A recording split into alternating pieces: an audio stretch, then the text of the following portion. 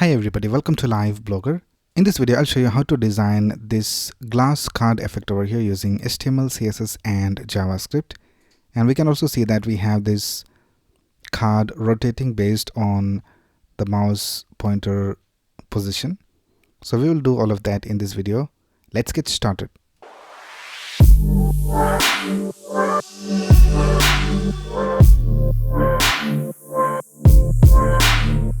Right, I have created this folder called glass card and I just open it with VS Code. Now in this folder I have this file called noise.svg. So you can just download a noise svg file from the internet. And now let's go ahead and create the necessary files. So let's create a new file called index.html. Let's create another file called style.css. And let's create one more file called main.js. Right, let's start with the index.html file. Now in VS Code, you can just type exclamation and press tab and you'll have this basic HTML5 code. Now in the head section, let's link our CSS file. And in the body, let's link the JavaScript file. Alright, now let's start with the markup of our design. So the first thing we will do is we'll create a div with an ID of Blob. So this is basically the blob that you see that moves with the mouse pointer. And we'll style that using CSS. Alright, now let's create another div and let's give it a class of glass card. And let's also give it an ID of card. And here, first of all, we need to have an h1. So I'll just type h1. Well, let's create an h2. And let's add this text. And after that, we need to add this paragraph. So I'll just copy this text from here.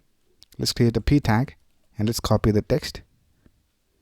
And then we need to create this button. So let's create a button tag and let's type get started. Right, now let's open this in our browser. So I have this extension called live server installed in VS Code. So once you have this extension installed, you can just right click over here in the HTML file and click on open with live server. And now we can see that our design is displayed in the browser. So that's basically it with the HTML. Now let's go ahead and style it using CSS. So let's go to a style.css file. And first of all, let's go ahead and add some variables. So I'll just create a root selector. And let's create a variable called bg. And let's set the color to 05070A. So this is a dark color. And let's create a variable called glass. And for this, let's type RGBA. Let's set the values to 255, 255, 255, and 0.03 for the opacity. And let's create one more variable called border. So let's call it border over here. And for this one, let's set the opacity to 0.15. Alright, now let's go ahead and target the body. And let's set the margin to 0. And let's set the background color to var bg. So now we can see we have this dark background color. Let's set the height to 100 viewport height. And let's set the display to grid. Place items to the center. And here we can see that our content is in the center. And let's go ahead and set the font family. Let's set it to Inter and sans serif. Alright, now let's style these text content. So we need to first of all style the h1. So let's type h1. Let's set the font size to 2.8 rem. Let's set a linear gradient color for this text, because here we can see at the top we have this white color and it fades into a dark color at the bottom. So for that we need to type background linear gradient and to bottom, and let's type hash FFF for white color. Let's set it to 10%, and let's type hash 000 for the black color. And now this is basically the background of the text. And now here we need to type background clip and we need to set it to text. And then we need to set the color of the text to transparent. Now the color should have been displayed over here. So let's go back. Let's see what's the problem. And the problem is that we created an h2. So let's change this to h2. So now we can see we have the correct color added over here. Now let's go ahead and style the paragraph. So let's tap P. Let's tap glass card P. So here we have this glass card. Let's do the same for the h2. And in this paragraph, let's set the color to RGBA 255, 255, 255, 0.5. And let's set the line height to 1.6. Let's set the font size to 1.05 rem. And for this heading, let's also add a letter spacing. So here let's tap letter spacing. Let's set it to -1 pixels. And let's also set the margin to 001 rem. Right now, let's go ahead and style the button. So for the button, we have this button tag over here inside the glass card. So let's type glass card button, and let's go ahead and set the padding to 0.9 rem and 2.8 rem. And let's add a border radius of 14 pixels. And let's go ahead and set the border to 1 pixel solid var border. So we have already created this variable called border. And let's set the background color. So let's type background. Let's set it to RGBA 255, 255, 255, 0.08. And let's change the color of the text. So let's type color white. And let's set the font weight to 600. And let's also set the cursor to pointer. And when you hover over this button, we need to change the color to white. So let's go ahead and add a hover effect. Before that, let's go ahead and type transition. And let's set the value to 0.2 seconds ease.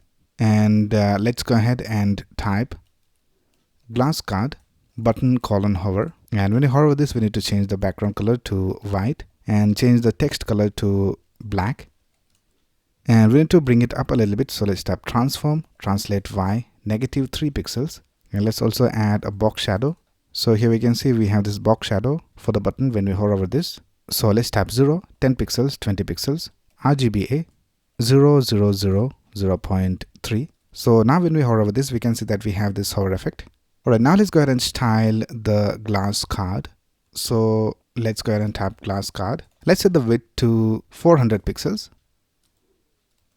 And let's add a padding of 3.5 rem. Let's also set the background color to var glass. And we also need to add a border. So let's type border of 2 pixels, solid var border. And let's also add a border radius. Let's set the value to 20 pixels. And we also need to add a box shadow. So here we can see we have this box shadow for this card. So let's type box shadow.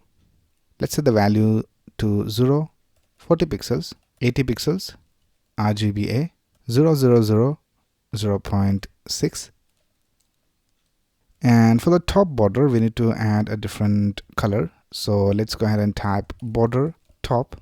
Let's set the value to 1 pixel solid RGBA 255, 255, 255 and 0.3. Now for the glass effect, we need to add a blur. So let's go ahead and type backdrop filter blur. Let's set it to 25 pixels.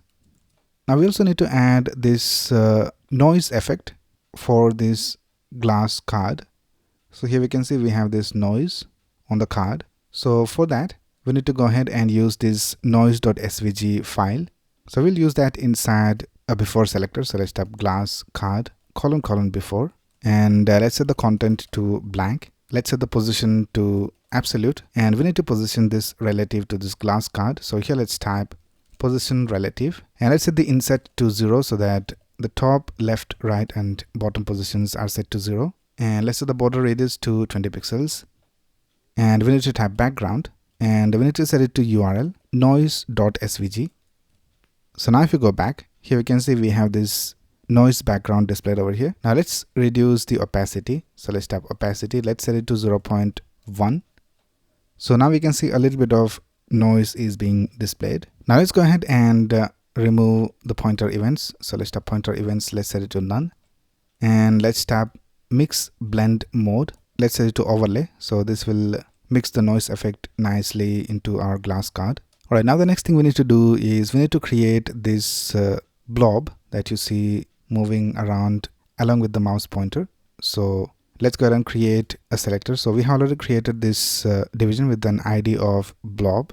So let's type hash blob. And let's tap position fixed. Let's set the width to 500 pixels. Let's set the height to 500 pixels as well. Let's set the background to linear gradient 45 degrees. For the first color, let's type 00F to FE. And for the second color, let's type hash 7000FF. And let's go ahead and tap border radius. Let's set it to 50% so that we have round shape. And let's also type filter. Let's set it to blur of 80 pixels. And let's also set the opacity to 0.4. Let's set the pointer events to none. And let's set the left value to negative 250 pixels and the top value to negative 250 pixels. So by default, it will be on the top left of the screen. Let's also add will change. So this basically provides a rendering hint that the following value will change in the future. So let's tap will change. Let's set it to transform because we're going to move this around. So now let's go ahead and add this blob movement effect and also the card rotation effect. So for that, we need to select the blob and also the glass card. So let's go to the main.js file and let's tap const blob equals document.getElementById. Let's tap blob and let's tap const card equals, and here in the index.html file we can see that we have this id of card. So let's tap document.getElementById card, and let's tap window.addEventListener, and let's listen for the pointer move event. So this will be fired whenever the pointer moves, and we get some value. So let's store it as e, and here in this function let's go ahead and get the values of client x and client y from e. So let's tap const client x and client y equals e. Right, once you get these values, we need to go ahead and move the position of the blob. So let's tap blob.style.transform equals backticks. Let's tap translate 3D, and let's add the client x variable over here. So let's tap client x pixels, comma, dollar symbol curly braces, and here let's tap client y pixels and 0. So now if you go back, here we can see that we are able to move this blob with the mouse pointer. Right, now let's go ahead and also rotate this card based on the mouse pointer movement. So let's go ahead and type const x rotation equals window.inner height divided by 2 minus client y divided by 25. So this is basically a formula to calculate the x and the y rotation so that we can add it to the transform of the card. So we need to do the same for y rotation. So let's type y rotation, and here we need to type client x minus window.inner width divided by 2. So once we get these values, we can just simply go ahead and type card.style.transform equals, and let's type rotate x dollar symbol curly braces, and let's type x rot degrees, and let's type rotate y dollar symbol curly braces. Let's type y rotation degrees. So now if we go back, here we can see that our card is being rotated based on the mouse pointer movement, but it is not having the effect that we see over here. That is because we also need to add a property called perspective, which will give us the 3D effect. So let's go back to our CSS and let's go to the body, and here let's type perspective. Let's set it to 1200 pixels. So now we can see we have this 3D effect. And let's add one more property inside the glass card. So here, let's go ahead and also add a saturate of 180% so that we have more color inside this glass card. And here we have this black color at the bottom of this H2. So we'll also go ahead and add an opacity. So here, let's go ahead and type 0, 0, 0, and let's add 2 more zeros for the opacity. So now if you go back, this is how it looks. So with that, we have completely designed this rotating glass card using HTML, CSS, and JavaScript from scratch. So that's basically it for this video. If you have any doubts, you can ask in the comments below. And if you like this video, please click on the like button and subscribe to this channel to get the latest video updates. Thanks a lot for watching. Have a nice day.